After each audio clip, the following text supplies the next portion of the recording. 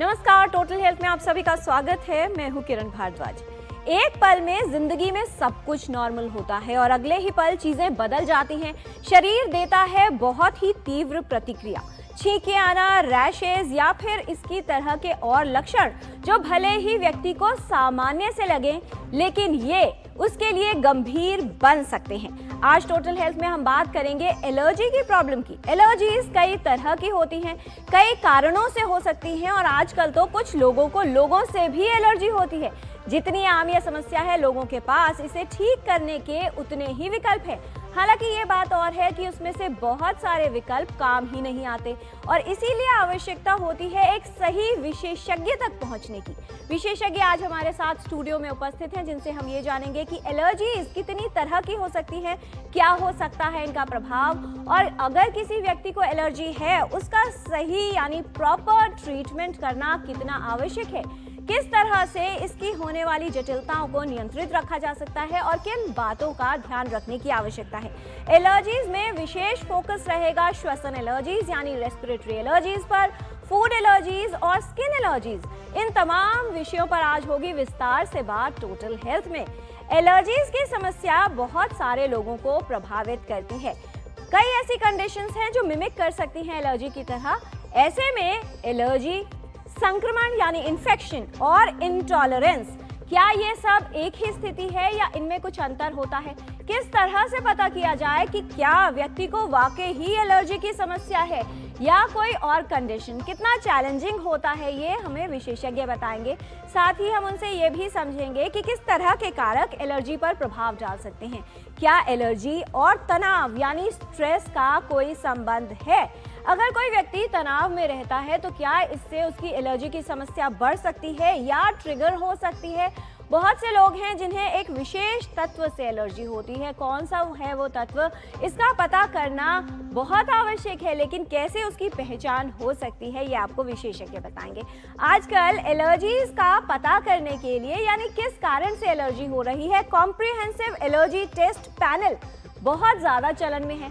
क्या वाकई इसकी आवश्यकता सब में होती है और ये काम करता है या नहीं, ये हम समझेंगे विशेषज्ञों से कि किस अवस्था में इस पैनल को करवाने की आवश्यकता है और क्या ये वाकई लाभकारी है यानी इम्पोर्टेंट हो सकता है उस व्यक्ति के एलर्जेंट की पहचान के लिए। कई तरह की एलर्जीज में इमरजेंसी की स्थिति बन सकती है या नहीं, एनाफिलैक्सिस क्या अवस्था होती है और किस कंडीशन में उत्पन्न हो सकती है, अगर ऐसा हो रहा है तो इस अवस्था में आपको करना क्या है, कौन सी बातों का ध्यान रखना है, ये विस्तार से हम विशेषज्ञों से समझेंगे। और साथ ही ये भी जानेंगे कि क्या बच्चों में होने वाली एलर्जीज जो कई तरह की होती हैं और कॉमन है, बहुत से लोगों को लगता है कि जैसे जैसे उम्र बढ़ेगी अपने आप एलर्जी खत्म हो जाएगी, इसलिए ट्रीटमेंट नहीं करवाना तो डॉक्टर के पास क्या जाना। लेकिन क्या वाकई अगर बच्चे में एलर्जी है तो उम्र के साथ खत्म हो जाती है? एलर्जी में इम्यूनोथेरेपी यानी एलर्जी शॉट्स कौन सी अवस्था में कारगर हैं और कब इन्हें देने की आवश्यकता और उपयोगिता मानी जाए, ये विशेषज्ञ आपको बताएंगे और किस तरह से ये थेरेपी काम करती है। अगर किसी व्यक्ति को एलर्जी है, उसके कंट्रोल में, ट्रीटमेंट में या फिर लक्षण ना हो, क्या उसके लिए ये स्थिति, ये विकल्प वाकई कारगर है, ये हम जान लेंगे विशेषज्ञों से। और ये भी समझेंगे कि एलर्जी के लिए जो कई तरह की दवाएं दी जाती हैं उसमें एंटीहिस्टामिन्स काफ़ी चलन में है। क्या लंबे समय तक बिना डॉक्टर की सलाह के ये दवाएं लेना सुरक्षित है या इनके भी कोई दुष्प्रभाव हो सकते हैं? बहुत से लोगों को एलर्जी की समस्या के साथ साथ दूसरी जटिलताएं होने का भी खतरा होता है क्योंकि वो अपने डॉक्टर खुद बनते हैं। ऐसा आपको नहीं करना है। और सबसे बड़ा सवाल कि क्या एलर्जी को क्योर यानी इसका पूर्ण इलाज या फिर इससे बचाव किया जा सकता है, ये तमाम बातें होंगी आज टोटल हेल्थ के 1 घंटे के डिस्कशन में। जानकारी की शुरुआत करेंगे एक रिपोर्ट से और ये समझेंगे कि वातावरण में बहुत सारे ऐसे तत्व हैं जिन्हें एलर्जेंस कहा जाता है। किस तरह के ऐसी कोई फॉरेन बॉडी या कोई तत्व हमारे शरीर के संपर्क में आए, चाहे श्वसन तंत्र हो, पेट या डाइजेस्टिव सिस्टम हो या हमारी त्वचा, क्या प्रभाव कर सकती है और किस तरह की प्रतिक्रिया उत्पन्न हो सकती है हमारे शरीर में।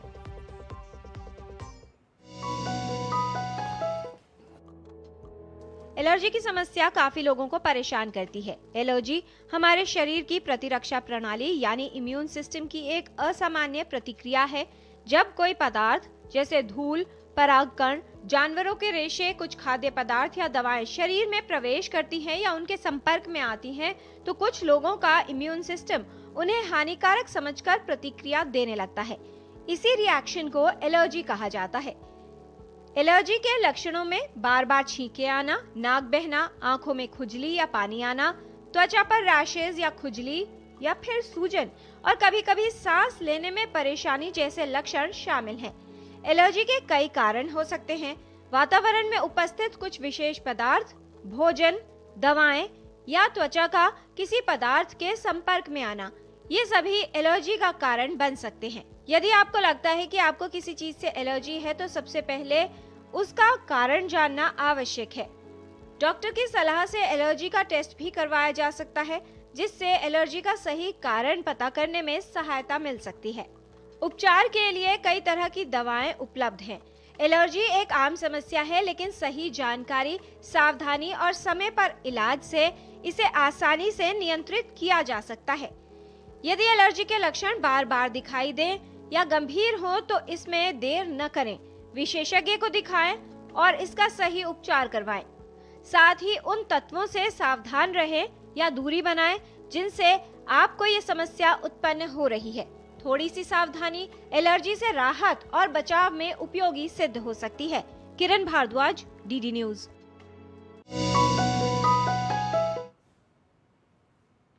क्या एक छोटा सा फूल, एक छोटा सा मूंगफली का दाना या फिर छोटा सा धूल का कण किसी के लिए गंभीर बन सकता है? इसका जवाब है हाँ, उस व्यक्ति के लिए जिसे इनमें से किसी भी तत्व से एलर्जी है।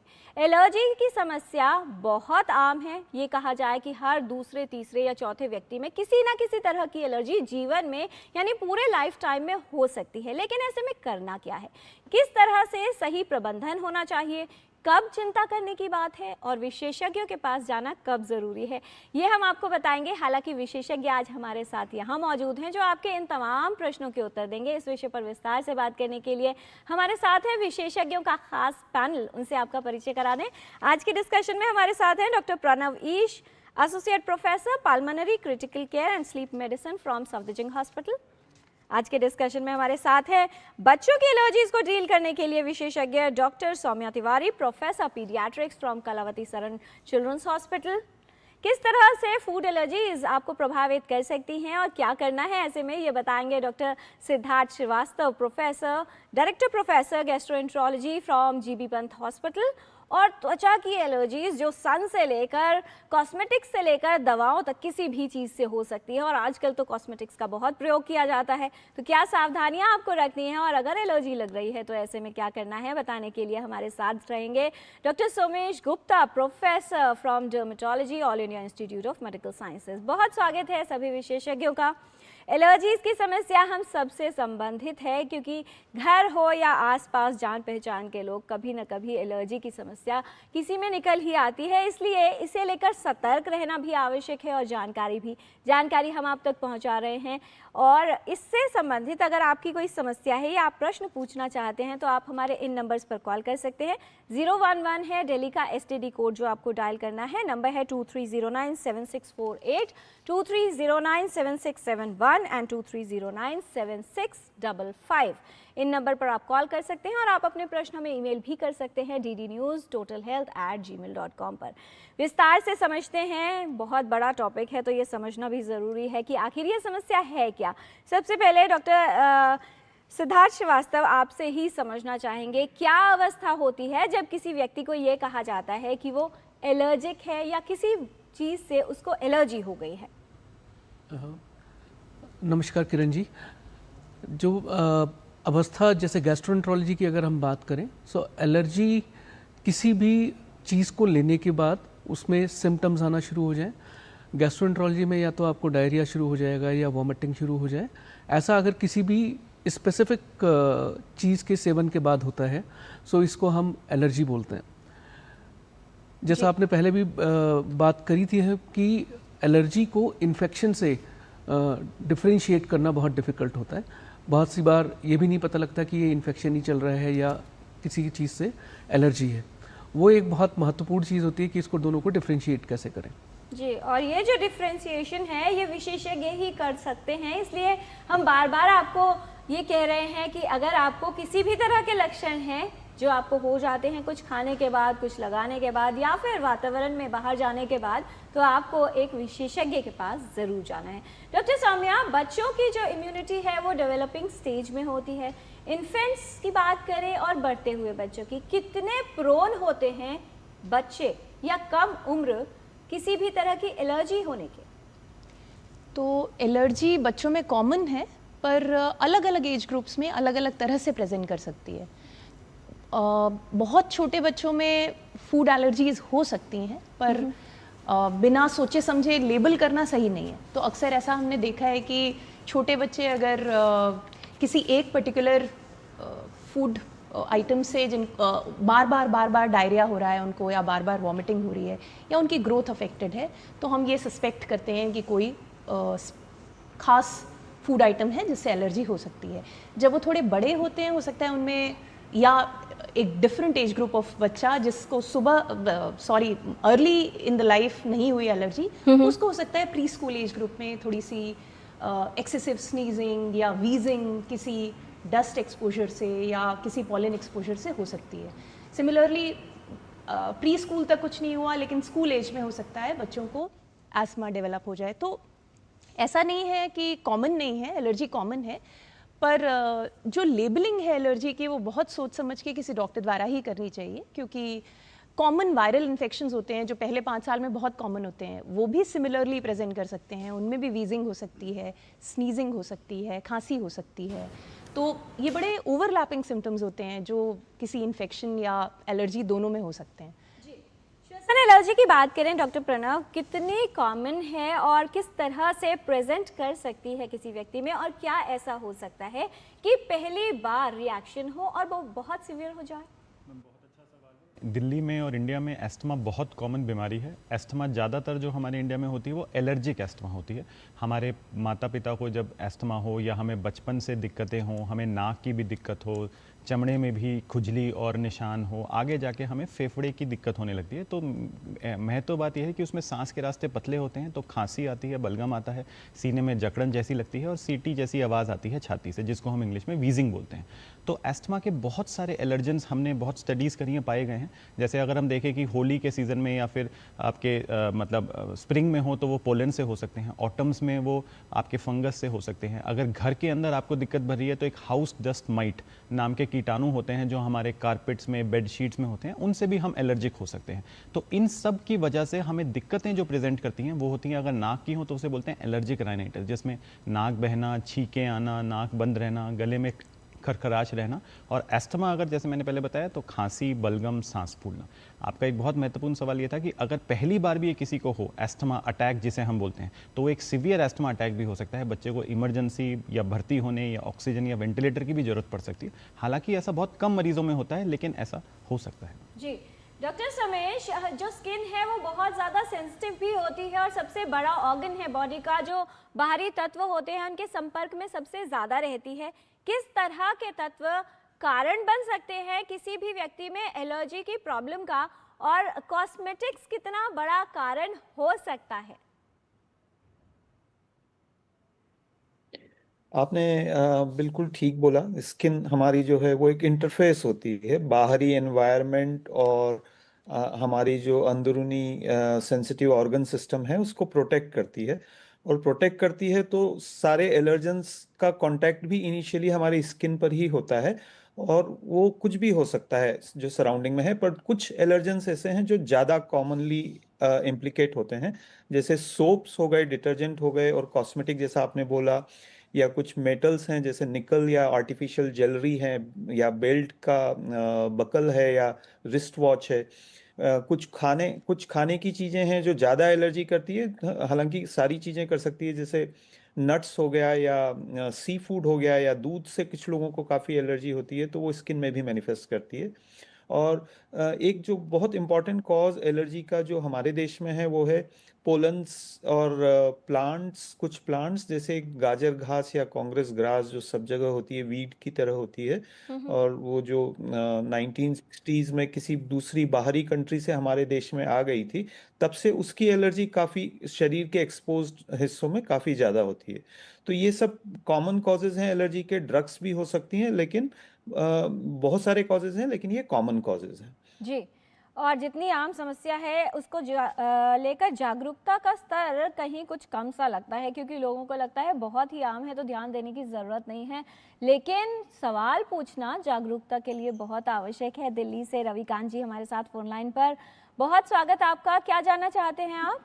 नमस्कार जी, मेरा नाम रविकांत है। मुझे ना मेरा ट्रीटमेंट चल रहा है एम्स में, वहाँ पर मुझे ऑटोइम्यून को लेकर दोनों में रविकांत जी, आपकी आवाज ना थोड़ी सी कम आ रही है, बताएं क्या जानना चाह रहे हैं? मुझे मैडम मेरा ऑटोइम्यून का इलाज चल रहा है एम्स में, डॉक्टर तानवीर बादू जी कर रहे हैं। वहाँ पर मुझे ना मेरे इसमें ज्यादा सूजन आ रही थी तो उन्होंने एस्टेरॉइड दिया है। अब मुझे वो 6 महीने से मेरा इलाज कर रहे हैं। मेरा अब मुझे स्लीप डिसऑर्डर हो गया, खर्राटे और सांस रुक जाने की प्रॉब्लम आ रही है। क्या मेरी ये एस्टेरॉइड के कारण मुझे प्रॉब्लम है, एलर्जी के कारण क्या कर रही है, जिससे हो रहा है? किस चीज का ट्रीटमेंट चल रहा है रविकांत जी? जी, मेरे मुंह में और मेरे होठों में, मेरे होठ सूज जाते थे, मेरा गाल सूज जाते थे अंदर की तरफ और बाहर की तरफ बहुत ज्यादा, तो उन्होंने एस्टेरॉइड मुझे देना चालू किया है। ओके, ठीक है। डॉक्टर सोमेश गुप्ता, स्टेरॉइड्स का प्रयोग काफ़ी किया जाता है। रविकांत जी की भी जो प्रॉब्लम है कि उनको जो समस्या है उसके लिए स्टेरॉइड्स उनको दिए गए। क्या स्टेरॉइड्स वाकई इतना ज़्यादा असर करते हैं कि अगर त्वचा पर कोई समस्या हो तो मैजिकल इफेक्ट के लिए जल्दी ठीक हो जाए, स्टेरॉइड्स का प्रयोग किया जा सकता है? तो स्टेरॉइड का प्रयोग सिर्फ एक शॉर्ट ड्यूरेशन के लिए, एक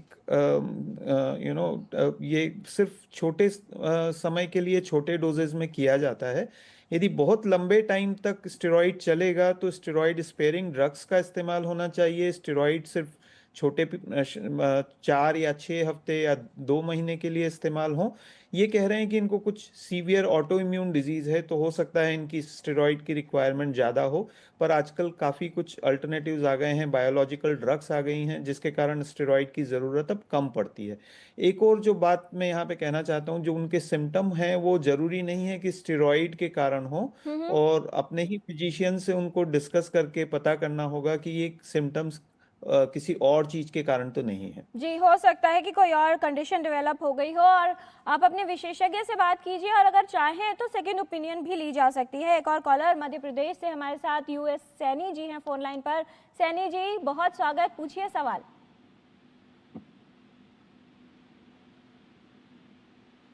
मिस्टर सैनी, फोन लाइन पर हो अगर तो सवाल पूछिए। लगता है हमारे। नमस्ते मैडम जी, मुझे मतलब दूध से एलर्जी है। मेरी उम्र 75 है और मेरे बेटे को भी है। और आपके बेटे की उम्र क्या है? उसकी उम्र है 32। ओके, डॉक्टर श्रीवास्तव, क्या कहना चाहेंगे? दूध से एलर्जी है, लैक्टोज इंटॉलरेंस? एलर्जी का सीधा मतलब होता है lactose intolerance. Lactose intolerance uncommon चीज़ नहीं है एक्चुअली। अगर आप बेसिक फिजियोलॉजी देखें तो दूध आपको शरीर के लिए सबसे ज़्यादा ज़रूरत तभी होती है जब आप बचपन में हों, जब आप नवजात शिशु से आप बड़े हो रहे हैं, उस समय आपके लिए दूध की सबसे ज़्यादा ज़रूरत होती है। और जैसे जैसे उम्र बढ़ती है वैसे वैसे लैक्टेज करके एक एंजाइम होता है बॉडी में, वो अपने आप ही कम होने लगता है। उसका रीज़न ये है कि उस बाकी सारी चीज़ों से आपकी ज़रूरतें पूरी हो सकती हैं। सो लैक्टोज इंटॉलरेंस बहुत अनकॉमन नहीं है, लेकिन इतना सीवियर हो कि उसकी वजह से डायरिया होने लगे, ये अनकॉमन है। ये इतना कॉमन चीज़ नहीं है, और सिर्फ दूध की वजह से ऐसा हो रहा है ये एक बार इवेलुएट करना पड़ेगा, एक बार इसको जांच करके देखना पड़ेगा कि ये लैक्टोज इंटॉलरेंस ही है। उसके लिए कुछ तरह के टेस्ट होते हैं, वो करके देखने रहेंगे। जी डॉक्टर सौम्या, इसी कंडीशन को बच्चों के साथ अगर देखा जाए, बचपन में दूध की आवश्यकता भी होती है, और आजकल बहुत सारे लोग हैं जो ये कहकर कि लैक्टोज इंटॉलरेंस हो गया है या दूध से एलर्जी भी कुछ लोग कहते हैं, दूध जो है बंद कर दिया जाता है, माँ का दूध भी नहीं दिया जाता अगर इस तरह की कंडीशन है। क्या वाकई चैलेंजिंग है ये पता करना कि वाकई ये जो सिम्टम्स आ रहे हैं ये इंटॉलरेंस है या एलर्जी हो गई है, और क्या ऐसी अवस्था में सोया मिल्क या अलग अलग तरह के विकल्प दिए जाते हैं बच्चे को, कितने सेफ और कितने उपयोगी हैं? तो बहुत ही इम्पोर्टेंट सवाल है आपका ये, क्योंकि हम लोग अक्सर ये चीज़ देखते हैं जो आप बता रहे हैं कि माँ का दूध बंद कर दिया जाता है ये बोल के कि बच्चे को लैक्टोज इंटॉलरेंस है। तो लैक्टोज इंटॉलरेंस टेम्परेरी भी हो सकती है। किसी इन्फेक्शन के बाद अगर बच्चे को कोई टेम्परेरीली किसी वायरल इन्फेक्शन से थोड़ा डायरिया लंबा रह गया, लूज मोशंस लंबे रह गए, तो उसके बाद टेम्परेरीली कुछ दिन के लिए हो सकता है उसको दूध को पचाने में थोड़ी दिक्कत आ रही हो, पर इसका बिल्कुल ये मतलब नहीं है कि माँ का दूध बंद कर दिया जाए। अगर डॉक्टर को ये समझ आने में मुश्किल नहीं होती कि ये लैक्टोज इंटॉलरेंस परमानेंट है या नहीं है, क्योंकि अगर ऐसा है तो बच्चे की ग्रोथ सिवियरली अफेक्टेड होगी। तो अगर माता पिता बच्चे को डॉक्टर के पास लेके जा रहे हैं और डॉक्टर ही फॉलो अप कर रहे हैं और ग्रोथ के कर्व्स देख रहे हैं कि बच्चे की ग्रोथ अलग अलग टाइम पॉइंट्स पे कैसी है, तो वो आसानी से ये समझ सकते हैं कि ग्रोथ अफेक्ट हो रही है या नहीं हो रही है। अगर ऐसा लगता है कि बच्चा बढ़ नहीं रहा, शारीरिक विकास नहीं हो रहा, लूज मोशंस हमेशा ही रह रहे हैं, तो हम कुछ टेस्ट ऐसे करा सकते हैं, जैसे स्टूल टेस्ट है। सिंपल स्टूल टेस्ट से हम ये जान सकते हैं कि क्या लैक्टोज इंटॉलरेंस का इंडिकेट हो रही है इससे या नहीं हो रही है। दूसरी चीज़, सोया मिल्क पे डाल देना और माँ का दूध बंद करा देना सही नहीं होता, या टॉप फीड्स देना फॉर दैट, या टॉप फीड्स देना। वो भी अगर डॉक्टर खुद कर रहे हैं, बच्चा एडमिटेड है और डॉक्टर खुद कर रहे हैं और टेम्परेरीली कर रहे हैं, तो डॉक्टर सोच समझ के करेंगे, क्योंकि माँ को ये गलत मैसेज जाना कि उसका दूध सही नहीं है, उसका दूध हमेशा के लिए बंद कर सकता है और बच्चे की ग्रोथ परमानेंटली अफेक्ट हो सकती है, तो वो ठीक नहीं है। इंटॉलरेंस जो आप कह रहे हैं वो इंटॉलरेंस टेम्परेरी होती है यूजुअली, और बच्चा उसको आउटग्रो कर जाता है। तो कोई भी रेडिकल डिसीजन लेना इस तरह का, एकदम से बंद कर दिया दूध माँ का, वो सही नहीं है। तो एक्सपर्टीज है और एक्सपर्टीज के लिए ही विशेषज्ञ हैं। समस्या है तो डॉक्टर के पास जाइए, अपने डॉक्टर खुद नहीं बनना है। हमारे साथ एक और कॉलर राजेंद्र जी फोन लाइन पर मेरठ से कॉल कर रहे हैं। बहुत स्वागत, क्या जानना चाहते हैं आप? सर जी, मेरा नाम राजेंद्र कुमार है। सर जी, पिछले 3 महीने से मेरे को साइनस की दिक्कत है सर जी। नाक से पानी पानी चल रहा है सर जी। दवाई खाने के बावजूद भी आराम नहीं लग रहा जी। डॉक्टर प्रणव, क्या कहना चाहेंगे? ये तो साइनस बता रहे हैं, क्या ये एलर्जिक राइनाइटिस या कुछ मिला जुला भी हो सकता है? तो एक बीमारी होती है एलर्जिक राइनाइटिस, जिसमें नाक की एलर्जी होती है, लेकिन नाक में हमारे साइनसेस होते हैं जो हवा वाले क्षेत्र होते हैं, जिसमें से कभी इन्फेक्शन हो जाए या कभी उसमें मवाद जमा हो जाए तो उसमें इन्फ्लेमेशन हो जाती है, जिसे साइनोसाइटिस बोलते हैं। उसमें हमें नाक से बहुत ज़्यादा बहाव आ सकता है, बहुत गाढ़ा बलगम भी आ सकता है नाक से। इसका इलाज बहुत सिंपल है, हमें एक नाक से लेने वाला नेज़ल स्टेरॉइड लेना होता है जो एंटी इन्फ्लेमेटरी होता है, इन्फ्लेमेशन को कम करता है, डायरेक्टली वहीं पर ही काम करता है जहाँ उसका असर चाहिए, और धीरे धीरे साइनसेस की ओपनिंग खोल के वो ड्रेनेज में हेल्प करता है। नाक के स्प्रे विभिन्न प्रकार के आते हैं, कुछ सिर्फ स्टेरॉइड वाले, कुछ सिर्फ एंटीस्टेनिक वाले और कुछ कॉम्बिनेशन वाले। इसमें हम ये जनरली करते हैं कि दोनों दवाई वाला शुरू करके आगे फिर सिर्फ नेजल स्टेरॉइड्स पे मरीज को रखते हैं। नेजल स्टेरॉइड्स लोकली एक्टिंग होती हैं, बहुत कम खुराक में होती हैं और सिस्टमिक साइड इफेक्ट्स नहीं होते। इसके अलावा एक और बात बोलूंगा, अगर आपको कुछ ऐसा एलर्जन लग रहा है, मतलब कोई ऐसी चीज़ लग रही है जिसके पास जाने से आपको दिक्कतें बढ़ती हैं, छींकें बढ़ती हैं, जैसे एक आप अगर फफूंदी के पास जाते हैं या किसी एनिमल्स के पास जाते हैं या किसी पर्टिकुलर सीजन में, तो उस समय आप मास्क का प्रयोग करेंगे तो आपको बहुत मदद मिलेगी। डॉक्टर प्रणव, दोनों ही कंडीशंस की बात की जाए, एस्थमा और एलर्जिक राइनाइटिस, किसी को अगर इस तरह की समस्या है, कैसे लक्षण प्रेजेंट कर सकता है व्यक्ति?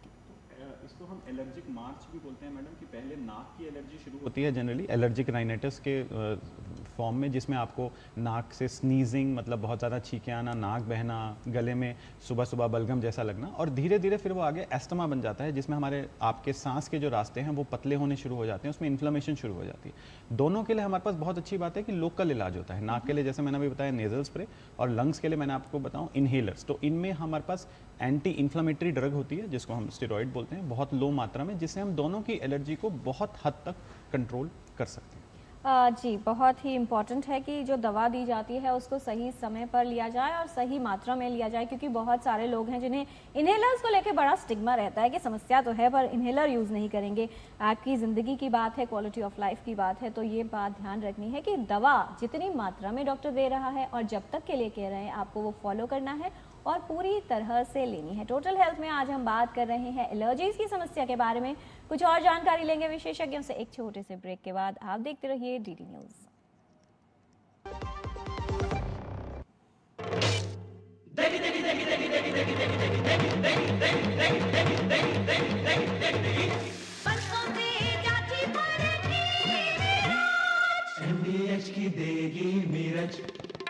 देगी मिर्च का तड़का, अंग अंग फड़का। MDH की देगी मिर्च। मेरी पसंद, मेरी पसंद, मेरी पसंद, मेरी पसंद, हमारी पसंद, हम सबकी पसंद। मजबूत देश का मजबूत सरिया हो गया स्टील। ओ हरी भैया, अरे वाह, खेतों में कौन सी फसल लगाए हो? 12 महीने कमा कर दे ऐसी फसल। क्या? मैंने नया व्यवसाय शुरू किया है। उसके लिए पैसे? इसमें किसी निवेश की जरूरत ही नहीं। अच्छा, मुखिया जी। अरे मुखिया जी, नमस्ते। अरे हरी, कब आ रहे हो? आप बस चलिए, मैं पहुंचता हूं। अब मैं LIC एजेंट हूं। LIC एजेंट बनो, अब बड़ा सोचो। हमारी वेबसाइट पर जाएं या अपनी नजदीकी LIC शाखा से संपर्क करें। ब्रेक के बाद टोटल हेल्थ में आपका स्वागत है। एलर्जीज की समस्या, क्या कारण हो सकते हैं इसके और कैसे इसको बेहतर तरह से प्रबंधित या कंट्रोल किया जा सकता है, इस पर हम बात कर रहे हैं।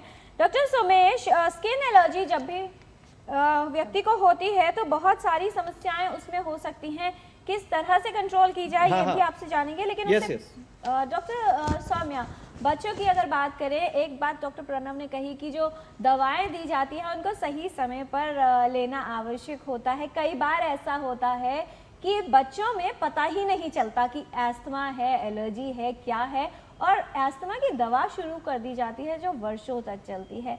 कितना इम्पोर्टेंट है कि पहले सही डायग्नोसिस करवा लिया जाए और उसके बाद ही ट्रीटमेंट पर जाए। तो आपने जवाब अपने आप ही दे दिया। बहुत इम्पॉर्टेंट है कि पहले डायग्नोसिस करें और डॉक्टर ही करें, पेरेंट्स खुद ना करें, किसी और का एग्जाम्पल लेके डायग्नोज ना करें अपने बच्चे को। और डॉक्टर की सलाह से अगर ट्रीटमेंट शुरू हुआ है तो वो अपने आप ही ड्यूरेशन डिसाइड करेंगे। वो अपने आप देखेंगे कि बच्चे के सिम्टम्स अगर कंट्रोल्ड हैं तो कैसे दवाई को कम करना है, कैसे चेंज करना है एक दवाई से दूसरी दवाई। तो ये कोई एक रूल नहीं है, सिंगल रूल नहीं है जो सब में फॉलो होता है। हर बच्चा अलग अलग तरह से बिहेव कर सकता है, रिस्पॉन्ड कर सकता है ट्रीटमेंट को। तो ज़रूरी ये है कि ये ना घबराएं कि लॉन्ग टर्म यूज़ से कोई नुकसान होगा। क्या बच्चों के ग्रोथ पर असर होगा, ये सबसे बड़ा सवाल रहता है पेरेंट्स के लिए। तो जो मोस्ट कंट्रोलर मेडिकेशंस जो हम चलाते हैं, जो लंबे समय तक बच्चे का एस्मा कंट्रोल हो उसके लिए चलाई जाती हैं, वो बहुत ही माइक्रो डोजेज होती हैं। बहुत छोटी डोजेज जो इन्हेलर द्वारा सीधे लंग्स में डिपॉजिट होती हैं, सीधे ब्लड में अब्जॉर्ब होती हैं। तो वो इतनी कम डोजेस होती हैं कि उनका कोई significant side effect over long term भी नहीं होता।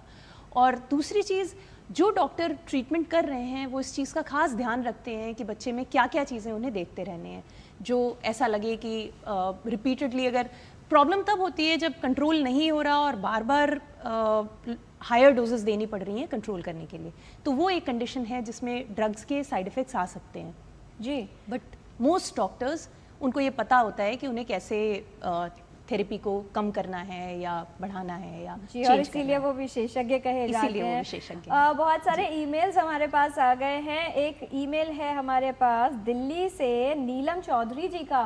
डॉक्टर सोमेश, आपके लिए है ये प्रश्न, पूछ रही हैं कि काफ़ी समय से एक कलर यूज़ कर रही थी, अचानक उस कलर से उनको एलर्जी हो गई। मोस्ट प्रोबेबली हेयर डाई की ही बात कर रही हैं। बहुत बार देखा जाता है कि जो कॉस्मेटिक, जो प्रोडक्ट्स कई वर्षों से व्यक्ति उपयोग में लाता रहा है, सडनली उनसे रिएक्शन हो गया, ऐसा क्यों? हाँ, ये बहुत ही अच्छा इन्होंने सवाल भी पूछा और आपने उसको रखा भी। हेयर डाई की एलर्जी बहुत कॉमन है। आमतौर पर जिनको एलर्जी होती है उनको लगातार एलर्जी होती है, पर कभी कभी ऐसा भी होता है कि आप बहुत टाइम से उसको यूज़ कर रहे हैं और सडनली एलर्जी डेवलप हो जाए। तो ये इम्यून सिस्टम में हमारे चेंजेस होते रहते हैं उम्र के साथ, टाइम के साथ, और इस तरह की नई एलर्जी डेवलप हो सकती है। और जो कॉमनेस्ट कॉज एलर्जी का होता है वो एक केमिकल होता है जिसे पीपीडी कहते हैं, और ये पीपीडी आमतौर पर सारे स्किन जो हेयर कलर्स हैं उनमें होता है। और यदि आपको एक कलर से एलर्जी है तो बहुत चांस है कि आपको दूसरे कलर से भी एलर्जी होगी, दूसरी कंपनीज के कलर से भी एलर्जी होगी। लेकिन आजकल पीपीडी फ्री जो हेयर कलर हैं वो अवेलेबल हैं, जो प्लांट बेस्ड होते हैं, उनसे एलर्जी की संभावना कम होती है, उस पर स्विच किया जा सकता है। पर जो उनका मेन मुख्य प्रश्न है कि क्या ऐसा हो सकता है कि आप सालों से किसी चीज़ को इस्तेमाल कर रहे हों और एक सडनली आपको उस चीज़ से एलर्जी हो जाए, तो ऐसा ज़रूर हो सकता है, और ऐसा हमने देखा है कि काफ़ी कॉमनली हो जाता है। डॉक्टर सोमेश, आजकल अमोनिया फ्री कहकर भी बड़े सारे कलर्स आते हैं जो काफ़ी एक्सपेंसिव भी बताए जाते हैं। क्या जो एलर्जी का कारण है वो अमोनिया ही होता है हेयर डाई में? नहीं, अमोनिया से एलर्जी बहुत कम होती है, और अमोनिया का मेन जो रीज़न है अमोनिया फ्री यूज़ करने का वो ड्राइनेस को अवॉइड करना है। अमोनिया हेयर को ड्राई करता है और उनको लस्टरलेस बना देता है, उनको खुश्क बना देता है। इसलिए अमोनिया फ्री डाई आते हैं और जो महंगे भी हैं, लेकिन उनका एलर्जी न होने से कोई लेना देना नहीं है। जी, एक और कॉलर हमारे साथ सत्यनारायण जी हैं फोन लाइन पर। स्वागत है आपका, पूछिए सवाल। हेलो सत्यनारायण जी, क्या जानना चाहते हैं? जी सर, मैं ये बोल रहा हूँ कि मैं राजस्थान सरदार शहर से बोल रहा हूँ। तो सर ये पूछ रहा हूँ सर। जी सर नमस्कार। जी जी, बताइए क्या समस्या है आपकी, विशेषज्ञ सुन रहे हैं। समस्या ये सर कि मेरे जो कंठ में है वो एलर्जी रहता है जैसे। हेलो, एलर्जी रहती है तो क्या लक्षण क्या आते हैं आपको? जैसे सीटी का आवाज आना, हल्का सांस फूलना, और जैसे कफ का जमा रहना, और पीछे से जो बैक साइड है। ये मौसम बदलने पे होता है या पूरे साल भर रहता है? नहीं, पूरे साल भर रहता है जी सर। डॉक्टर प्रणव? तो हमारे फेफड़े के बहुत सारी बीमारियां होती हैं। एक तो एस्थमा जो हमने बताया, एक सीओपीडी भी होती है। उम्र के साथ जब हमारी उम्र बढ़ती है, एयर पोल्यूशन से, स्मोकिंग से, पुराने इन्फेक्शन से हमारे सांस के रास्ते परमानेंटली डैमेज हो जाते हैं और पतले हो जाते हैं। तो वो भी एस्थमा की तरह लक्षण देते हैं, जैसे सांस में ये बता रहे हैं सीटी जैसी आवाज़ आना, खांसी आना, बलगम आना। इसका भी इलाज इनहेलर होता है, बट उसमें हमारी सबसे इंपॉर्टेंट जो दवाई होती है फिर वो स्टेरॉइड नहीं होती, वो ब्रोंकोडायलेटर होती है। मतलब एक ऐसी दवाई जो सांस के रास्ते को खोलने में मदद करे और बलगम को बाहर निकालने में मदद करे। अगर ये बीड़ी पीते हैं या कोई भी तरह का तंबाकू यूज़ करते हैं तो इनको नहीं करना चाहिए। राजस्थान में एयर पोल्यूशन और रेत की पोल्यूशन भी बहुत कॉमन है, तो मास्क भी हमें मदद कर सकता है। तीसरा, इसमें हमें रेगुलर इनहेलर यूज़ करके सांस के रास्ते को खोल के रखना है, सांस की एक्सरसाइजेस करनी है, क्योंकि सीओपीडी एक ऐसी बीमारी है जिसमें सी फॉर क्रॉनिक, मतलब वो लंबा चलता है। क्रॉनिक ऑब्स्ट्रक्टिव पल्मोनरी डिजीज ये जिंदगी भर रहती है, बट हम इसमें सारे लक्षण को काफ़ी हद तक कंट्रोल कर सकते हैं। जी, एक और कॉलर सोमेश जी हमारे साथ फोन लाइन पर। सोमेश जी, बताएं क्या जानना चाहते हैं? नमस्कार सर। जी नमस्कार, क्या है आपका सवाल? मेरे को सर बारिश का पानी और ठंडा पानी से ना एलर्जी है। मतलब जैसे हम ड्राइविंग कर रहे हैं और पानी हाथ पैर में पड़ता है तो उससे पूरा खुजली होने लगता है और रेड रेड पूरा रेसेस आ जाता है। सोमेश जी, कहाँ पर रहते हैं आप?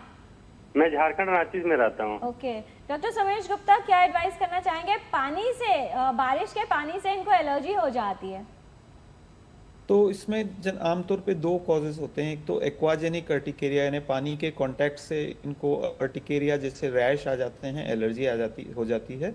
और दूसरा एक और कॉज होता है, वो टेम्परेचर डिफरेंस से होता है, क्योंकि पानी ठंडा होता है और ठंडा पानी यदि शरीर पर लगता है तो एक दूसरे तरह का अर्टिकेरिया, जिसको हम कोलिनर्जिक अर्टिकेरिया कहते हैं, वो होता है। तो इसमें जो सबसे ज़्यादा कंसर्न होता है ये एक होता है कि क्या मुझे कोई सीरियस डिजीज़ है। तो मैं इनको, जिनका नाम मेरे नाम से ही मिलता जुलता है, तो सोमेश जी को मैं यही कहना चाहता हूँ कि ये एक सीरियस डिजीज़ नहीं है, ये एक कॉमन एलर्जी है। और यदि बहुत प्रॉब्लम है तो आप एक एंटीहिस्टामिनिक की टेबलेट ले सकते हैं कुछ समय तक, लेकिन इससे शरीर को बहुत ज़्यादा कोई किसी तरह का नुकसान या लॉन्ग टर्म में कोई प्रॉब्लम होने की संभावना नहीं के बराबर है। जी डॉक्टर श्रीवास्तव, जब किसी व्यक्ति को फूड एलर्जी होती है, बहुत बार उसके लक्षण जो है वो त्वचा पर भी प्रेजेंट करते हैं और कुछ बार उसको सांस लेने में तकलीफ हो सकती है। कितना चैलेंजिंग होता है विशेषज्ञों के लिए ये पता करना कि अगर इस तरह के लक्षण हो रहे हैं, मान लीजिए कुछ खाया, त्वचा पर रैशेस आ गए, तो वाकई फूड एलर्जी ही है। अगर कुछ सी चीज़ को खाने के बाद रैशेस हो रहे हैं या सांस लेने में दिक्कत हो रही है, सो सबसे कॉमन चीज़ जो जाती है कि शायद हम उस फूड को इम्प्लिकेट करते हैं। कई सी बार ऐसा नहीं होता कि वो खाना ही इम्पोर्टेंट है, कई सी बार उसके अलावा भी चीज़ें इम्पोर्टेंट होती हैं कि आपने कहाँ पे खाना खाया, वहाँ की सराउंडिंग्स में क्या थे। हो सकता है वहाँ पे कोई पॉलन रहा हो जिसकी वजह से आपकी स्किन में भी एलर्जी शुरू हुई, उसी की वजह से आपकी सांस लेने में भी दिक्कत शुरू हुई। फूड एलर्जी जब भी शुरू होती है, फूड एलर्जी का जब भी हम बात तात्पर्य देखते हैं तो यूजुअली गैस्ट्रोइंटेस्टाइनल सिम्टम ही शुरू होते हैं। उसके बाद सेकेंडरी सारी चीज़ें हो सकती हैं कि आपके स्किन में भी रैशेज आने लग पड़े या फिर सांस लेने में दिक्कत शुरू हो जाए। लेकिन अगर खाने आपके गैस्ट्रोइंटेस्टाइनल सिम्टम्स बिल्कुल भी नहीं है, सो ये थोड़ा अनलाइकली है कि वो फूड की वजह से ही परेशानी हो रही है। प्रॉब्लम शायद कुछ और है, हमें उसकी जांच करके देखना पड़ेगा। जी डॉक्टर सौम्या, अगर किसी बच्चे में कुछ खाने के बाद एलर्जी हुई, लक्षण आए, क्या ऐसी कंडीशन एक मेडिकल इमरजेंसी का रूप भी ले सकती है? क्योंकि लोगों को लगता है छोटी सी बात है, चलती है तो चलने दीजिए। नहीं, ये तो बहुत इम्पॉर्टेंट चीज़ हो सकती है और बहुत ही ख़तरनाक हो सकती है, लाइफ थ्रेटनिंग हो सकती है। स्पेशली अगर सी फूड से अक्सर देखा जाता है कि बच्चों या बड़ों किसी को भी, किसी भी एज ग्रुप में अगर किसी खास सी फूड के कंजम्पशन से अचानक से गले में कसाव सा हो रहा है, सांस लेने में दिक्कत हो रही है, होंठों का सूजना शुरू हो गया है, या बहुत उल्टियाँ या बिल्कुल लूज मोशंस शुरू हो चुके हैं, तो ये और बॉडी अचानक से ठंडी होती जा रही है, मूर्छा जैसी स्थिति, बेहोशी जैसी स्थिति हो रही है, तो ये इसको एनाफाइलैक्सिस कहते हैं और ये बहुत ही लाइफ थ्रेटनिंग कंडीशन है। इमीडिएटली हॉस्पिटल ले जाना, इमीडिएट केयर मिलना, तुरंत अटेंशन मिलना लाइफ को बचाने के लिए बहुत ज़रूरी है। जी डॉक्टर सिद्धार्थ, अगर किसी को एलर्जी है ऐसे में, या लग रहा हो कि एलर्जी है, ऐसे में आजकल बहुत चलन में है कॉम्प्रिहेंसिव एलर्जी टेस्ट पैनल, कितना उपयोगी होता है, कितना काम करता है ये? कॉम्प्रिहेंसिव एलर्जी टेस्ट का जो पैनल है, यूजुअली रेस्पिरेटरी जो हमारे कलीग हैं वो ज़्यादा बेहतर बता पाएंगे, स्किन वाले कलीग ज़्यादा बेहतर बता पाएंगे। गैस्ट्रोएंट्रोलॉजी में इसका बहुत ज़्यादा रोल है नहीं। इसका पॉजिटिविटी भी ऐसी चीज़ों से आती है जिसको आप शायद अवॉइड ना भी कर पाएँ। जी सो खाने की एलर्जीज़ के लिए कॉम्प्रिहेंसिव एलर्जी टेस्ट पैनल का बहुत ज़्यादा बेनिफिट होता नहीं है। जी डॉक्टर सोमेश, इसी बात को स्किन एलर्जी से जोड़कर देखा जाए, क्या कहना चाहेंगे? क्या कौन से प्रोडक्ट से एलर्जी हो रही है, इसको स्पेसिफाई करने के लिए टेस्ट करवाने की आवश्यकता होती है हर केस में? तो ये जो बहुत एक्सपेंसिव और महंगे एलर्जी टेस्ट अवेलेबल हैं, ये बहुत फ़ायदा, बहुत डायग्नोसिस में बहुत कोई इनका एडवांटेज नहीं है। जो इनमें हमने देखा है कि कई एलर्जन जो पॉजिटिव आते हैं उनका कोई लेना देना नहीं होता स्किन एलर्जी से, और कई जो नेगेटिव आते हैं कई टाइम वही कॉज होते हैं एलर्जी का। लेकिन एक दूसरा टेस्ट होता है जिसकी उपयोगिता काफ़ी ज़्यादा है और वो है पैच टेस्ट। इसमें हम पेशेंट के बैक पर, पीठ पर जो है, पीठ की स्किन पर कई तरह के एलर्जेंस लगाते हैं और फिर देखते हैं कि किस चीज़ से उसको एलर्जी हो रही है। तो पैच टेस्ट की उपयोगिता है, लेकिन जो महंगे पैनल्स जो अवेलेबल हैं और जो कॉमनली यूज़ किए जाते हैं उनकी बहुत ज़्यादा उपयोगिता स्किन एलर्जी में नहीं है। जी डॉक्टर प्रणव से भी और जानेंगे, लेकिन उससे पहले हरदोई से एक कॉलर आ गए हैं, सुधांशु जी हैं फोन लाइन पर, उनका सवाल सुन लेते हैं। सुधांशु जी बताइए, क्या है आपकी समस्या? जी नमस्ते मैम, मेरी बच्ची है मैम 8 साल की, उसको पैर छींके बहुत ज्यादा आती हैं और स्किन पर रैशेस उसको हमेशा बने रहते हैं, तो मॉइस्चराइजर यूज कराते हैं तो कुछ रिलीफ मिलता है मैम। जी डॉक्टर सौम्या, क्या एडवाइस करना चाहेंगे? 8 इयर्स है बच्ची की एज। मैं बहुत अच्छे से सिम्टम समझ नहीं पाई। स्किन पर रैशेस बने रहते हैं और एलर्जी जैसी लगती है, क्या एलर्जी ही तो हमेशा लगती है या कभी कभी किसी सीजन में या किसी खास चीज के एक्सपोजर से ऐसा हो जाता है? नहीं मैम, उसको तो हमेशा उसको छींके आती हैं और हमेशा उसको जो है बॉडी पर रैशेस तो रहते ही रहते हैं। रैशेस भी रहते हैं, छींके भी आती हैं। अच्छा, दोनों ही चीजें हैं। तो कितने 8 साल की हो चुकी है और अभी ही आना शुरू हुआ है, ये कुछ ही समय से है? हाँ जी, मैंने 3 साल से उसको मैम रेगुलर है। मोंटेल्यूकास देते तो कुछ रिलीफ मिल जाता है उसको। अच्छा, तो मोंटेल्यूकास देने से उसको आराम भी है? हाँ जी मैम, हाँ जी। अच्छा, तो सिम्टम्स तो एलर्जी वाले ही हैं, और स्किन और थ्रोट दोनों आप कह रहे हैं, मतलब छींकें और गला खराब होना या खांसी आना ये भी हो जाता है। तो अगर इसको डेफिनेटली दवाइयों की ज़रूरत है और आप चिकित्सक से मिलें, आप मिल ही चुके हैं और मोंटेल्यूकास्ट आपको प्रिस्क्राइब हो ही चुकी है, तो मोंटेल्यूकास्ट को अगर ये सीजनल है तो कुछ समय तक, जब तक वो सीज़न लास्ट करता है, मोंटेल्यूकास्ट के सेवन में कोई दिक्कत नहीं है और उससे कंट्रोल्ड भी रहेगा।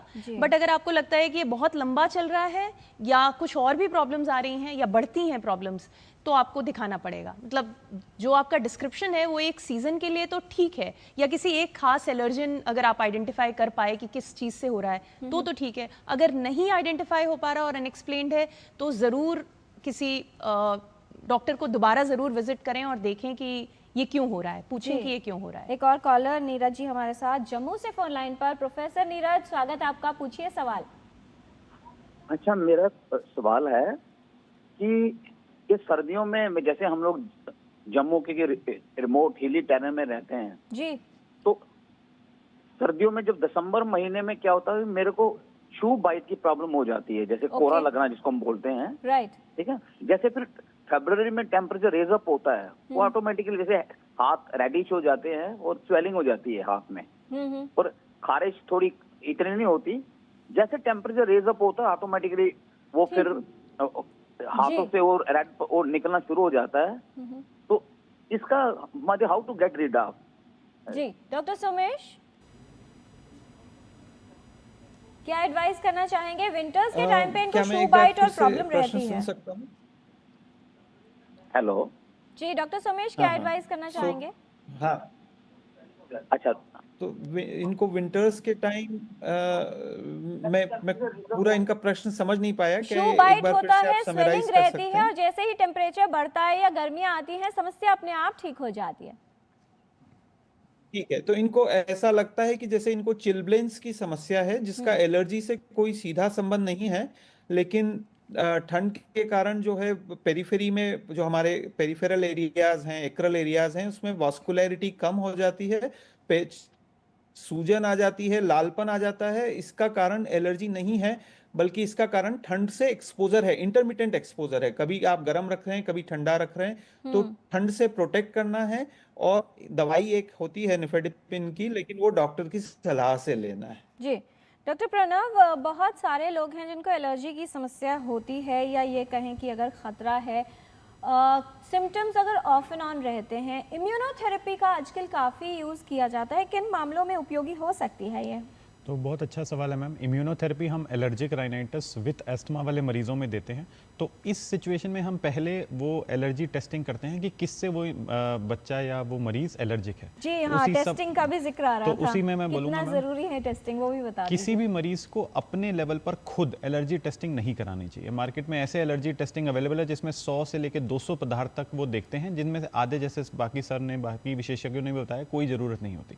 अगर हम अपने एस्थमा और एलर्जिक राइनाइटिस वाले मरीजों को आगे इम्यूनोथेरेपी देना चाहते हैं, पहले हम उनमें एलर्जी टेस्टिंग या तो खून में या एक स्किन प्रिक टेस्ट, जिसमें छोटे छोटे स्किन में एंटीजन से हम रिएक्शन देखते हैं। उससे हमें पता लगता है कि किस किस एलर्जन से वो मरीज एलर्जिक है। मोस्ट कॉमनली, जैसे मैंने आपको बताया था, हाउस डस्ट माइट। ये एक ऐसा इंसेक्ट है जो हमारे घर में कारपेट्स में, टेबल क्लॉथ में, तकियों में होता है, जिससे एलर्जी होती है। तो अगर हमने उस एलर्जी टेस्टिंग में पाया कि हाउस डस्ट माइट से मरीज एलर्जिक है और बाकियों से नहीं है, तो हम इस हाउस डस्ट माइट को बहुत ही डाइल्यूटेड कॉन्सेंट्रेशन में, मान लो 1 से 10,000 डाइल्यूशन में थोड़ी थोड़ी डोज में देते हैं। उसका हमारा एम यह है कि हम बॉडी की एलर्जी को कंट्रोल करना चाह रहे हैं। हम उसकी अंडरलाइंग पैथोफिजियोलॉजी, जो अंडरलाइंग दिक्कत है, उसको हम बदलना चाह रहे हैं कि बॉडी उसके अगेंस्ट रिएक्शन ना जनरेट करे। तो धीरे धीरे ऐसे हम इसकी डाइल्यूशन को कम करते हैं, खुराक बढ़ाते हैं, और जब मरीज की अच्छी इम्यून रिस्पॉन्स आने लगती है, उसकी दिक्कतें कम हो जाती हैं, तो हम इसका ड्यूरेशन बढ़ाने लगते हैं। तो शुरू में मान लो हमें हफ्ते में 1 इंजेक्शन चाहिए, तो आगे जाके हो सकता है 6 महीने में या 4 महीनों में भी 1 इंजेक्शन लगे। बट ये हम सिर्फ तभी करते हैं इम्यूनोथेरेपी जब हमारे पास प्रूवन है कि किसी एलर्जन से एलर्जी है और बहुत सारे एलर्जन से नहीं है, क्योंकि बहुत सारे एलर्जन के लिए आप इम्यूनोथेरेपी नहीं दे सकते। इसलिए ज़्यादातर ये हमारे पास एडोलेसेंट बच्चे या मतलब प्री एडल्ट स्टेज में ज़्यादा इफेक्टिव पाई गई है। जब हम एडल्ट्स या एल्डरली पेशेंट्स की बात करते हैं जिन्हें एस्थमा एलर्जिक राइनाइटिस है, तो बहुत सारे एलर्जन होते हैं और हम इम्यूनोथेरेपी नहीं दे पाते। राइट, टोटल हेल्थ में आज हम बात कर रहे हैं एलर्जीज के बारे में। कुछ और जानकारी एक छोटे से ब्रेक के बाद। आप कहीं मत जाइएगा, हम जल्द हाजिर होते हैं। सस्ते वाले दाल मसाले स्वाद हुआ बेकार, MDH की हल्दी मिर्ची धनिया करे कमाल, ये रंग दे, ये खुशबू दे, ये तीखा, ये कम पड़े, क्या निराला MDH मसाला। जब धरती चीर कर निकलता है लोहे का पत्थर और मिलता है मोंगिया के जोश से, फिर तपता है, पिघलता है और बनता है फौलाद। अब होता है सरिया सारी खूबियों के साथ। मोंगिया स्टील, मजबूत देश का मजबूत सरिया। ओ हरी भैया, अरे वाह, खेतों में कौन सी फसल लगाए हो? 12 महीने कमा कर दे ऐसी फसल। क्या? मैंने नया व्यवसाय शुरू किया है। उसके लिए पैसे? इसमें किसी निवेश की जरूरत ही नहीं। अच्छा मुखिया जी। अरे मुखिया जी, नमस्ते। अरे हरी, कब आ रहे हो? आप बस चलिए, मैं पहुंचता हूं। अब मैं LIC एजेंट हूं। LIC एजेंट बनो, अब बड़ा सोचो। हमारी वेबसाइट पर जाएं या अपनी नजदीकी LIC शाखा से संपर्क करें। ब्रेक के बाद टोटल हेल्थ में आपका स्वागत है। एलर्जीज़ के विषय में हम बात कर रहे हैं। बहुत सारे ईमेल्स हमारे पास। डॉक्टर श्रीवास्तव, एक ईमेल है शिवम जी का, आपके लिए है, संक्षिप्त में उत्तर चाहेंगे। इनको 2019 से केला खाने से एलर्जी हो जाती है, वॉमिटिंग होती है, पेट दर्द होता है लगभग 1-1.5 घंटा। अब सवाल इनका ये है कि क्या ये एलर्जी है और क्या ये समस्या इनके बच्चे को भी हो सकती है, क्या कहना चाहेंगे? पहले तो अगर इनको ये डर है कि इनके बच्चे को हो सकती है, तो यूजुअली इस तरह की जो फूड एलर्जीज़ होती हैं, इफ़ प्रूवन भी हों तो भी ये जेनेटिक यूजुअली नहीं होती हैं। सो इनके बच्चे को ऐसा होगा, उसके चांसेस थोड़े कम हैं। दूसरा ये कि सिर्फ केला खाने की वजह से इनको अगर बार बार वॉमिटिंग हो रही है तो सिम्टम तो उसी तरफ इंगित करते हैं कि शायद वो किसी न किसी तरीके से केले से रिलेटेड हैं। सो इनको एक बार इवैल्यूएट करना होगा सिर्फ कि किस एग्जैक्ट कारण की वजह से। यहाँ पे एलर्जन टेस्टिंग की भी ज़रूरत पड़ सकती है कि अगर इनको केले की किसी कंपोनेंट से अगर एलर्जी है तो शायद फिर वो अवॉइड ही करना पड़ेगा। आजकल बहुत सारे केमिकल्स डाले जाते हैं फ्रूट्स को पकाने के लिए, क्या वो भी कारण हो सकता है डॉक्टर श्रीवास्तव? बिल्कुल, वो भी एक बहुत बड़ा कारण हो सकता है जो हम केमिकल्स यूज़ करते हैं। इसीलिए थोड़ा सा वो कॉन्सेप्ट आया था कि ऑर्गेनिक फूड स्लाइटली बेटर है। स्लाइटली बेटर ज़रूर है, लेकिन वो एलर्जन फ्री नहीं होते हैं वो भी। सो बी वेरी क्लियर कि आप एलर्जी कम कर सकते हैं, एलर्जी को पूरी तरह हटा नहीं सकते। इट मीन्स कि एलर्जन को पूरी तरह आप किसी भी तरीके से संभावना होती नहीं है कि हम हटा पाएँ। जी, और अब समय है रैपिड फायर क्वेश्चंस राउंड का। छोटे सवाल, बहुत छोटे जवाब। पहला सवाल डॉक्टर प्रणव आपसे कि क्या रेस्पिरेटरी एलर्जी सिर्फ सीजनल होती है? नहीं मैम, रेस्पिरेटरी एलर्जी सीजनल होती है जब वो एरो एलर्जेंस होते हैं, जैसे पोलन्स होते हैं, ग्रास होते हैं। लेकिन हमारे बहुत सारे इंडोर पोल्यूटेंट्स, जैसे मैंने बताया था हाउस डस्ट माइट, वो पेरिनियन मतलब पूरे साल एलर्जी करते हैं। क्या इन्फेंट्स एलर्जी को ज़्यादा प्रोन होते हैं, यानी उन्हें खतरा अधिक होता है? डॉक्टर सौम्या? नहीं, ऐसा नहीं है। किसी भी एज में आ सकती है और हर एज में अलग अलग तरह से मैनिफेस्ट कर सकती है। ग्लूटेन फ्री बहुत ज़्यादा आजकल यूज़ होता है, ग्लूटेन एलर्जी के मामले क्या बढ़ रहे हैं? डॉक्टर श्रीवास्तव, क्या कहना चाहेंगे? जब ग्लूटेन एलर्जी बढ़ रहे हैं या बहुत ज़्यादा आइडेंटिफाई कर पा रहे हैं हम पहले की अपेक्षा, दोनों में फ़र्क है। करीब करीब जो प्रेवलेंस है वो 1% के अराउंड है भारत में, कि 100 में से एक का इंसान को फुल ब्लोन ग्लूटेन एलर्जी होती है। सो उससे ज़्यादा उसके बारे में विवेचना करना कि नहीं ये बहुत कॉमन है, ये बहुत बढ़ रही है, वो शायद ठीक नहीं है। जी, क्या हर रैश या खुजली एलर्जी ही होती है? डॉक्टर समेश? नहीं, ऐसा बिल्कुल नहीं है। बहुत सारे दूसरे कारण हैं, इन्फेक्शन होते हैं, फंगल इन्फेक्शन बहुत कॉमन है, एक्जिमा बहुत कॉमन है जो एलर्जिक भी हो सकता है या बिना किसी एलर्जी के कारण भी हो सकता है, जिसको हम एंडोजेनस एक्जिमा कहते हैं। तो डॉक्टर की सलाह लें, हर चीज को एलर्जी ना माने और अकॉर्डिंगली उस जो कारण है उसके अकॉर्डिंगली ट्रीटमेंट किया जाए। जी, क्या रेस्पिरेटरी एलर्जीज आमतौर पर सीरियस नहीं होती तो ध्यान ना दिया जाए? डॉक्टर प्रणव? बिल्कुल भी नहीं है। एस्मा जैसे मैंने बताया था फेफड़े की एलर्जी होती है, बट अगर हम इनहेलर नहीं लेंगे तो धीरे धीरे हमारे लंग फंक्शंस खराब होने लगेंगे और एक बार लंग फंक्शंस गिरने लगते हैं आगे जाके वो फुल रिकवर भी कई बार नहीं होते। अगर हम सही समय पर सही खुराक में इनहेलर लें तो ऐसा हो सकता है डॉक्टर ही हमारा इनहेलर आगे कम करे, बंद करे, लेकिन अगर हम खुद अपना इलाज छोड़ दें तो ऐसा हो सकता है आगे जाके हमारा इनहेलर हम पे असर ना करे। क्या बच्चों में होने वाली एलर्जीज इनहेरिटेड या जन्मजात होती हैं और माता पिता से ही आती हैं? तो ऐसा पार्शली ट्रू हो सकता है, ज़रूरी नहीं है, मोस्टली नहीं ही होता, पर अगर ऐसा है कि कोई कुछ इनहेरिटेड कंडीशंस हो सकती हैं, टिपिकल एलर्जी तो नहीं या एलर्जी भी, दोनों ही चीज़ें माता पिता से भी आ सकती हैं या बच्चे में एक नया किसी नए म्यूटेशन से एक नए तरह की बीमारी भी हो सकती है जो आगे पास ऑन ना भी हो, शायद उसके बच्चों में ना भी जाए।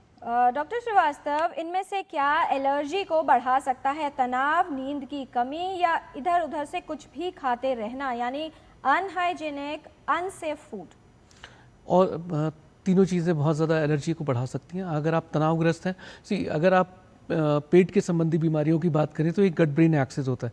आपका दिमाग सबसे ज़्यादा आपके पेट को कंट्रोल करता है।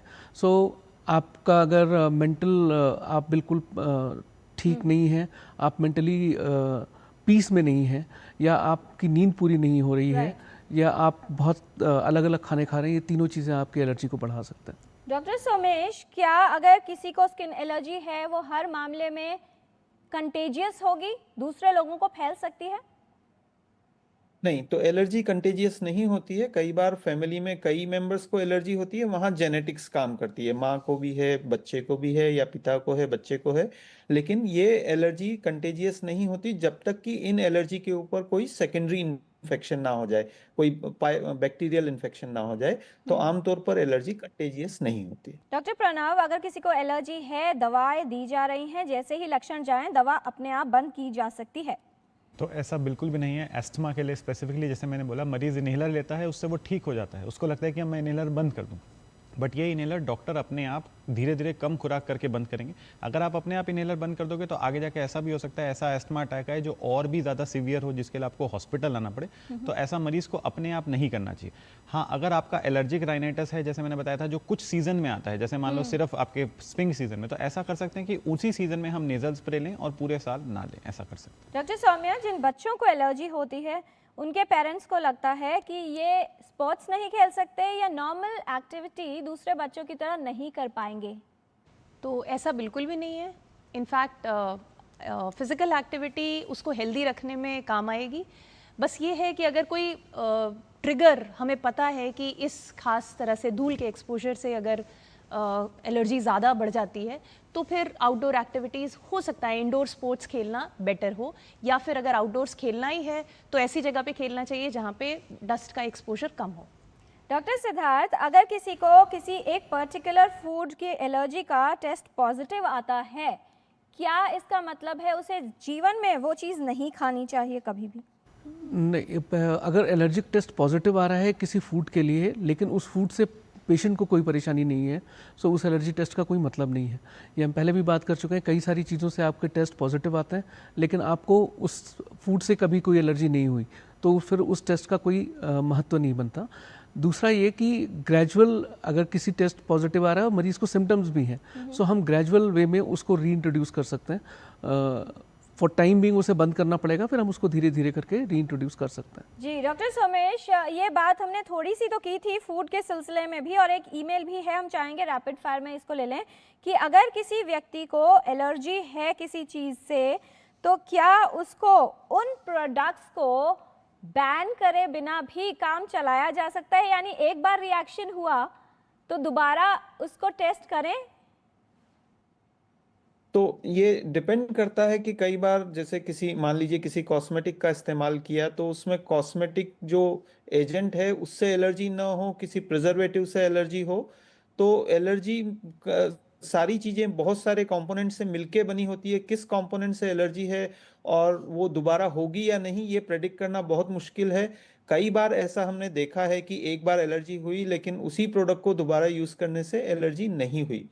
इसमें कॉशियस रहना बहुत जरूरी है। यदि लगातार हम उसी प्रोडक्ट को इस्तेमाल करते रहें जिससे एलर्जी होती है, तो स्किन को परमानेंट हार्म हो सकता है। और क्या natural herbal products 100% allergy free होते हैं? साथ ही क्या संदेश देना चाहेंगे हमारे व्यूअर्स के लिए? नहीं, बिल्कुल नहीं, ऐसा बिल्कुल नहीं है कि हर्बल प्रोडक्ट 100% सुरक्षित होते हैं। हर्बल प्रोडक्ट से भी हमने काफ़ी एलर्जी देखी है, बहुत सारे उसमें कंपोनेंट्स होते हैं, कुछ डिस्क्राइब्ड होते हैं, कुछ नहीं डिस्क्राइब्ड होते हैं, कुछ कंटामिनेंट्स भी उसमें होते हैं, तो हमें केयरफुल रहना है। एक ही बात मैं बोलना चाहता हूँ, don't self medicate with steroid. खुद से आप अपना इलाज ना शुरू करें, खुद से स्टेरॉइड ना लें, वो बहुत कॉमन है हमारे देश में। लोग कुछ भी होता है और स्किन पर स्टेरॉइड लगाना शुरू कर देते हैं, वो हार्म कर सकता है और बहुत हार्म हमने होते हुए देखा है। दूसरी चीज ये है कि आप स्क्रैच ना करें, बहुत ज्यादा स्क्रैच इच साइकिल होता है, जितना आप स्क्रैच करते हैं उससे उतने ही ज्यादा इचिंग होती है, और इन कंडीशंस को इग्नोर ना करें और डॉक्टर की सलाह जरूर लें। डॉक्टर सिद्धार्थ, क्या संदेश देना चाहेंगे? एलर्जीज कई तरह की हैं, लेकिन उन्हें लेकर जागरूक और सतर्क रहना कितना आवश्यक है? सबसे ज़्यादा ज़रूरी है जागरूक रहना किसी भी एलर्जी के लिए। जैसे अभी हम आपसे बात कर रहे थे ग्लूटेन के लिए, ग्लूटेन आजकल फैशन में आ गया है, हर किसी को लगता है उसको ग्लूटेन की एलर्जी हो गई है। सो आप सेल्फ डिक्टेट ना करें अपने आप को। अगर आपको लगता है ग्लूटेन एलर्जी है तो प्लीज़ आप विशेषज्ञ से मिलें, अपना जांच कराएं, फिर उसके बाद ही डिसाइड करें। जी डॉक्टर सौम्या, आपका संदेश बच्चों के लिए कितना महत्वपूर्ण है कि उनको सुरक्षित रखने के लिए अगर कोई समस्या हो रही है तो विशेषज्ञ के पास जाकर ही निर्धारित हो कि ये एलर्जी है या नहीं? जी बिल्कुल। तो हर रैश, हर छींक, हर दस्त एलर्जी नहीं है किसी चीज़ से, ये जानना बहुत ज़रूरी है पेरेंट्स के लिए कि खुद से लेबल ना करें, विशेषज्ञ के पास जाएं और तभी डिसाइड करें। और दूसरी चीज़ ये भी जानें कि रेड फ्लैग्स क्या होते हैं, क्या चीज़ें ऐसी हैं जो होने पे विशेषज्ञ के पास तुरंत ले जाना बहुत ज़रूरी है। कोई सिम्टम अचानक से बच्चे की सांस को प्रभावित कर रहा है या फिर लगातार रह रहा है या उसकी ग्रोथ को अफेक्ट कर रहा है, बच्चे का शारीरिक विकास नहीं होने दे रहा, तो तुरंत विशेषज्ञ के पास जाएं और इलाज लें। डॉक्टर प्रणव, आपका संदेश? मैं कहना चाहूँगा एलर्जी एक बहुत कंट्रोलेबल चीज़ है। अगर हमें जागरूकता है कि हमारे एलर्जेंस कौन से हैं, हमारी बीमारी कौन सी है, हम कौन सी दवाइयाँ ले रहे हैं, तो हम बहुत हद तक अपने नॉर्मल लाइफ जी सकते हैं। ब्लड रेगुलर फॉलोअप रखना है और जितना हो सके एलर्जेंस से अवॉइडेंस रखना है और दवाइयाँ सिर्फ डॉक्टर के एडवाइस पर लेनी। बहुत धन्यवाद इस तमाम जानकारी के लिए doctor Pranvish, doctor Saumya Tiwari, doctor Siddharth Srivastava, doctor Somesh Gupta. सभी विशेषज्ञों ने विस्तार से एलर्जी के खतरे को न सिर्फ समझाया है बल्कि ये सॉल्यूशन भी बताए हैं कि इनको मैनेज कैसे किया जा सकता है। भले ही एलर्जी का क्योर न हो, लेकिन बहुत हद तक एलर्जी को काफ़ी हद तक उसके खतरे को भी कम किया जा सकता है और साथ ही कंट्रोल भी किया जा सकता है। कंट्रोल के लिए विशेषज्ञ हैं, विशेषज्ञों के पास इसका इलाज है, समाधान है। तो इसीलिए अगर समस्या है तो विशेषज्ञ के परामर्श से ही आपको अपनी दवा लेनी चाहिए और सही इलाज करवाना चाहिए। कहा जाता है कि हर रिएक्शन की अपनी एक कहानी है और इसके कारण को पहचानने में ही समझदारी है। इसलिए यहाँ वहाँ ना भटक कर इसका कारण जानिए, एलर्जी को न करें इग्नोर। थोड़ी सी समझदारी, जानकारी और सही इलाज से अपनी सेहत को करें सिक्योर। हेल्थ संबंधित जानकारी टोटल हेल्थ के माध्यम से हम आप तक ऐसे ही लाते रहेंगे। आज के कार्यक्रम में इतना ही। बहुत सारे प्रश्न आए हैं विशेषज्ञों के पास, आपके वो प्रश्न हम पहुंचा देंगे और उसका उत्तर पहुंचेगा आपके पास। सेहत को लेकर सतर्क रहिए। आज के कार्यक्रम में इतना ही। हमारी पूरी टीम को दीजिए अनुमति। नमस्कार।